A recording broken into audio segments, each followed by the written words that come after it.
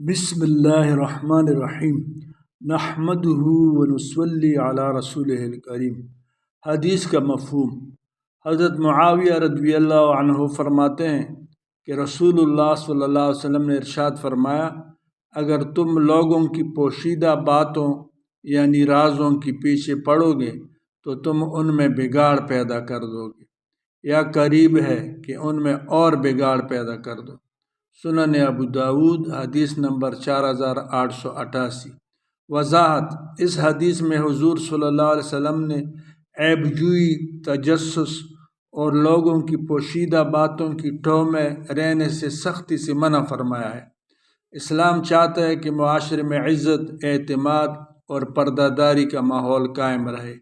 اگر لوگ ایک دوسرے کی کمزوریاں تلاش کرنے لگیں تو دلوں میں نفرت اور بدگمانی پیدا ہوتی ہے، لوگ برائی سے شرم کرنا چھوڑ دیتے ہیں، معاشرتی بگاڑ بڑھتا ہے۔ اسی لیے حدیث میں فرمایا گیا کہ اگر تم ایسا کرو گے تو بگاڑ پیدا کرو گے، یعنی تم خود بھی گناہ گار بنو گے اور دوسروں کو بھی برائی پر ابھارو گے۔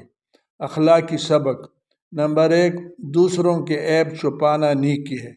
نمبر 2، عیب تلاش کرنا شیطانی خصلت ہے۔ نمبر 3، کسی کی گناہ کا چرچا کرنا خود ایک گناہ ہے۔ نمبر 4، مومن وہ ہے جو دوسروں کے لیے بھی ویسا ہی پردہ چاہے جیسا اپنے لیے۔ نتیجہ: یہ حدیث ہمیں سکھاتی ہے کہ پردہ پوشی ایمان کا حصہ ہے۔